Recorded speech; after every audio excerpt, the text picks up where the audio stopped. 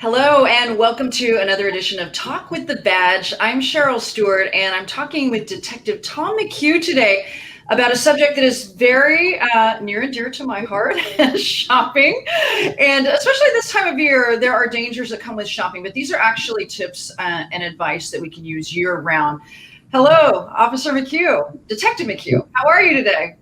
Good. How are you doing? Thank you for having us. I'm doing well. Thank you for joining us and chatting. Happy holidays. Of course, someone's happy holidays can take a turn for a very unpleasant holiday when they are the victim of a crime. What are some of the more common crimes that we're seeing here in the Sacramento area this time of year?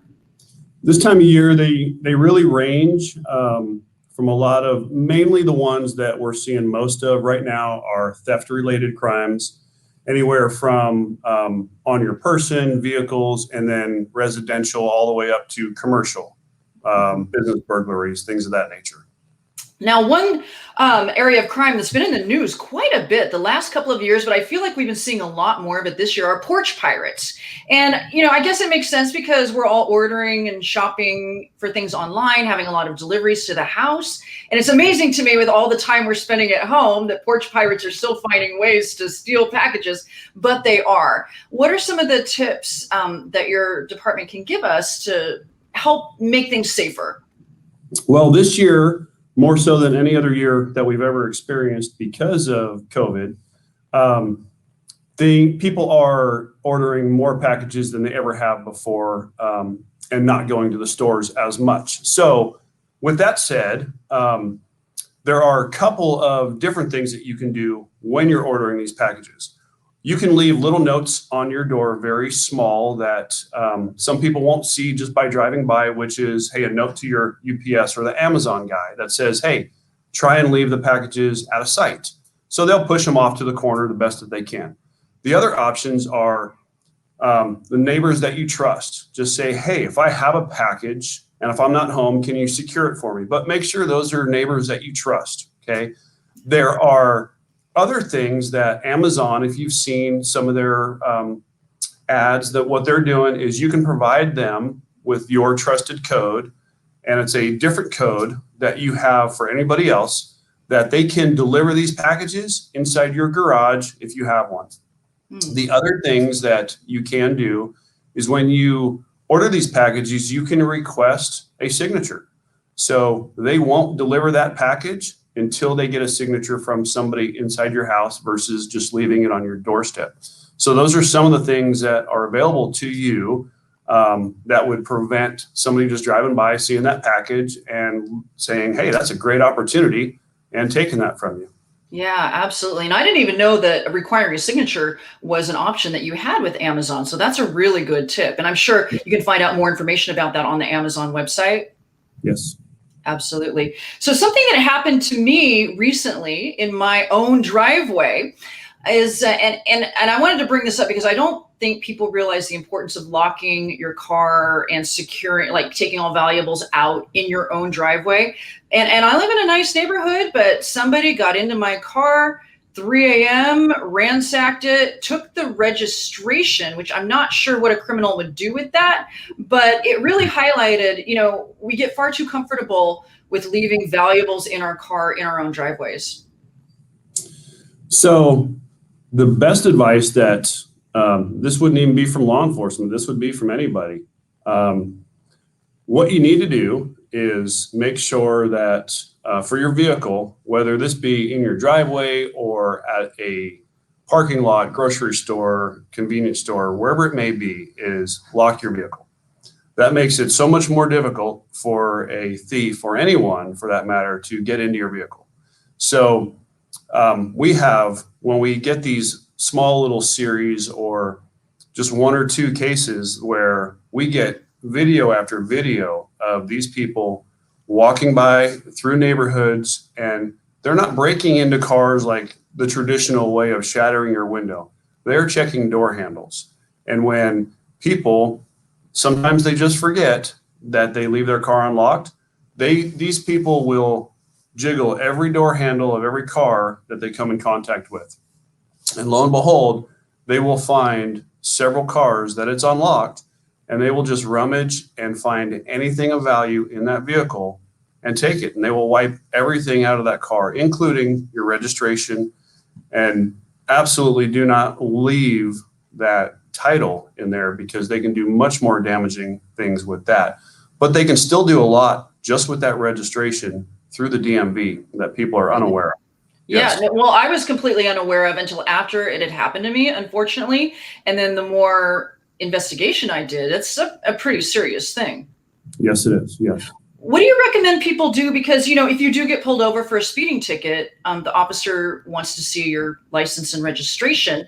So do you not keep it in your car? Do you keep it in your wallet? What would you do? Keep it in your car, because that is the best way to do it. But you can also, what I would recommend is, if it does get stolen, prior to that is take a photograph of it. Keep it in your phone. So if it does get stolen, you actually have a record of that in your photos on your phone. So if you do get pulled over by any agency, you can tell them that. Just say, hey, it got stolen out of my car, but I do have a record of it. Or here it is. And then take a photocopy of that and keep it at home. So if it does get stolen, and before the DMV can issue you another one, you still have another copy of it to replenish that. Yeah, that's a really good tip, which leads to another area of crime that seems to be a lot more this time of year, but it happens all year round. And that is the smash and grab. That also has happened to me when I was just, having lunch with someone, just 1 hour, broad daylight. It does not take long. And, fortunately in my case, they got a bag that I had just bought. There was nothing in it, but still, they stole the purse. What are some tips? I mean, obviously you can't prevent people from smashing your window, but what are some things you can do to deter them from picking your car? Well, it depends on where you're at and the time of day are particular things. But depending upon the parking lot, the closer you can park to where you are at, if it's a restaurant or a department store or whatever it might be, the closer you can park to those locations is obviously going to be better. So they don't want to be in the limelight. They don't want other people to see them. But if you park farther away, that is more convenient for them, because less people are going to see them. So it's more convenient for them to do that smash and grab. So if you can get a closer spot, do that. If it's at night or sunset or whatever it may be, look for lighting conditions. Brighter is better. So find those locations. Busier, more congested, more people are going to be there. The suspects or those thieves, they don't want those areas. They want to go to those darker, desolate areas, because it's easier for them to get out and get away. So look for those areas. The other tips that they look for is items in your car, right? So if you do shopping and you come back and you put your boxes or your gifts or your bags of whatever you've just purchased in your car, you go back into the store, those are the things that they're looking for. Those are key things to them. That makes your car a target. So hide those things. If you can retain those things while you're shopping, yeah, your arms are going to get tired because you have a lot of gifts on them. However, make the people that you're with start holding them and keep shopping, because you don't want to put them in your car yet, because they will get stolen. These people don't care. Yeah. However, if you do put them in your car, hide them in your trunk, put them in the back seat, put a blanket over it, whatever it may be, just don't leave them visible, because it's just an invitation for these people to come in and break your window, and they don't care. They'll just get in however they want to. They really will. And the worst part is, sometimes what they steal isn't that significant, but dealing with the hassle of the busted out window, especially this time of year, it's just something you don't want to have to deal with. Very inconvenient. It's expensive. Mm-hmm. Sometimes it's damaging enough to where you can't drive your car home. You have to have it towed, whatever it may be. Mm-hmm. And it's something that that nobody needs. Absolutely. And I do want to mention, you mentioned more expensive items like packages, but I had a friend that this happened to her out in front of her house for the spare change in the console. A lot of people do that. You know, you get change after you go through a drive-through or whatever, and you just kind of throw it in the console. That alone was invitation for a smash and grab. At least for my friend, it was. Well, it's an invitation to other things that they don't know what's in the car. So if they see, hey, there's money in there, there might be something else in the car. So it's today's world. People don't care. So if there's anything in the car at all, they're going to break in and go through the rest of your car to see what else they can find of value. And sometimes there's nothing in there. And then you are left with inconvenience of fixing the door jamb, the window, whatever it may be, of getting those repairs. And you're left with your insurance deductibles and the inconvenience and your car out of service and just a mess to deal with. Yeah, and especially right now with COVID and things just take longer these days. It's definitely not an inconvenience you want to have to deal with. All right, so I'm sounding like I am a target for crime, but honestly, I'm just living my normal life. But these things happen to everyone in the course of your everyday life. So this is one I wanted to ask you about. This happened to me. I was shopping in a grocery store, and I used my ATM card at the checkout. And as I'm leaving, I get a text on my phone, and it says it's from my credit union, and it says that there's been some sort of fraudulent charge and it named the market that I had just shopped at. And there was a link. They wanted me to call and verify some information. And, at first I thought, oh, wow, this seems official and legit. But when they asked for my social security number, I'm like, no. This is obviously a very sophisticated scam. Are you seeing more of these type of scams, and what is going on there? And how can you protect yourself? So that gets really, really complex. So there are credit card,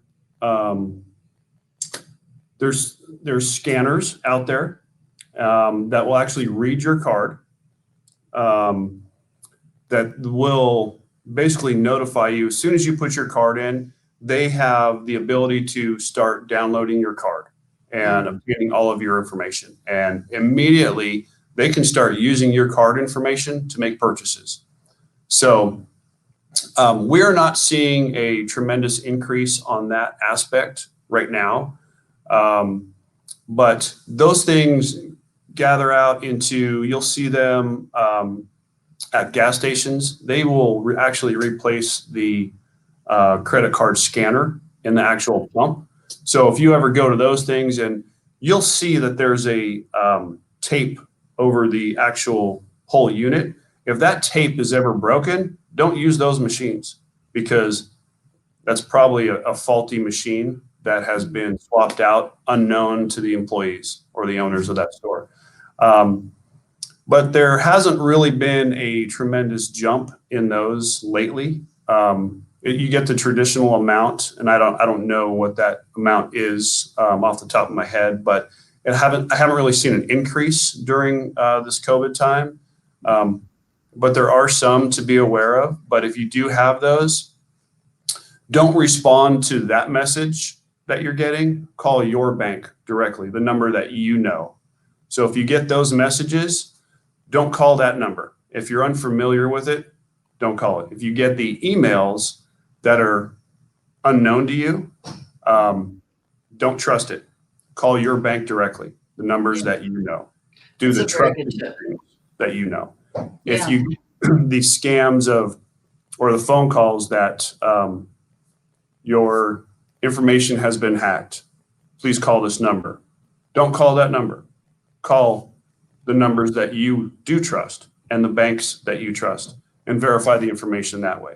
So a lot of times when you do call the numbers that they're calling you with, and please call us back, those are scams. And they will obtain your information right away. And that's how the beginning process for them starts. And that's when the victims become victims. Question, is it safer to use things like Apple Pay or Google Pay on your phone versus a physical credit card? Well, I don't know. That would be a technical question. I use both. But I would say, and this is not from, I'm not promoting one way or another, but they both have their safeguards in place, and they both have their securities there. So if there is fraudulent activity, they both have things in place to combat that with you as your provider and as a customer. They both have things in place to help you prevent that. Yeah, such a crazy world we live in right now. Online shopping, we're all doing so much more of it this year, and that raises unusual risks that you don't have with traditional in-person shopping. And one of the first things that comes to mind is maybe even the security of your home Wi-Fi network. A lot of people don't even think about the security of that, but a thief, a very savvy thief, could actually hack in and steal your credit card information that way, correct? They can. So on that note, make sure that you have a security password for your network. It only takes minutes to set up. A lot of people don't like it because it's inconvenient. But the way that these things are set up now, you can set it up. It remembers your devices. It remembers who you are. So you don't have to put that in every single time. You just have to put it in for your new devices. So if a suspect is close to your home or whatever it may be, or a neighbor that is recognizing your Wi-Fi for the first time, it's going to require them to put that password in. And if they don't have it, they're not going to get in. So a strong, very strong recommendation to put in that password. From one end of the technological extreme to the other, old school purse snatching actually still happens more than you think. And you guys have some really good tips, things that we ladies don't think about when we're out shopping. You know, I am really guilty of this, throwing my purse in the top part of the shopping cart at the grocery store, which is one of the worst things you can do. Mm-hmm. So there are a couple things with, to answer your first question, it happens every single day. Not just here in Sacramento, but it is a nationwide thing. And it's nationwide because it's easy. There's no effort behind it. And what happens is when you come out of a grocery store, your purse is in that front top part of the grocery cart. So when you get to your car, you start putting your groceries away. You turn your back to the grocery cart. As soon as you do that, your purse is gone, because these suspects, these thieves, watch you walk out. They look at the type of person you may or may not be and evaluate you. Okay. Are you an easy target or not? So they start to follow you a couple paces behind. And that's going to bring me to my next point. So as you start to put your groceries away, then they're going to take your purse and they are gone. You turn around and you don't know who did it, because they might be already in their car by the time you realize what had occurred. So my advice on that is, when you come out of the grocery store, put your purse away first. If they take your milk and your eggs, that's okay. We can get you some new milk and eggs, but at least all your contents in your purse are still there. So that would be my recommendation on that. Going to my next point on that is, when you leave a store, and this is for a grocery store, a convenience store, department store, be aware of your surroundings. Know who's around you, who's in front of you, behind you. And that doesn't take any more than just looking around. Who is around you? And be mindful of who's around your car, because some of these people will, maybe you're stopping them from breaking into your car, but be mindful of who's near you, around your car.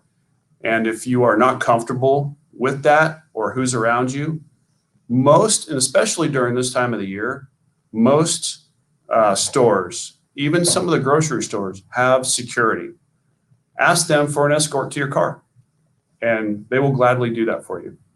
Yeah, absolutely. And especially, this time of year when we have so much on our mind, but the number one thing that should be on each and every one of our minds is our own personal safety. I mean, even above a purse, right? Your own personal safety, and you're not putting anybody out if you ask for an escort. Absolutely. Yeah. Oh, this is just, thank you for so much great information. Is there a place online that folks can go to get even more safety tips and crime prevention tips? So we have two. We have sacsheriff.com, and if you live in the Rancho Cordova area, you can do Rancho Cordova Police Department.com, and both of those websites have a handful of information, holiday information, preventative tips, things of that nature. Also, who to call for if you are a victim of a crime. So you can call our non-emergency number, which is the 874-5115, or if it is an emergency, obviously 911. And then also how to file a online report if you are a victim of a crime that doesn't require an officer's response to where you're at. Oh, that's very useful. Thank you. Well, thank you again, Detective McCue. I appreciate the time and all of the very valuable information. And next time you have more information, please stop by again. Absolutely. It's been my pleasure. Nice talking with you. Nice talking with you as well. And this has been another edition of Talk with the Badge, and we will see you next time. Take care.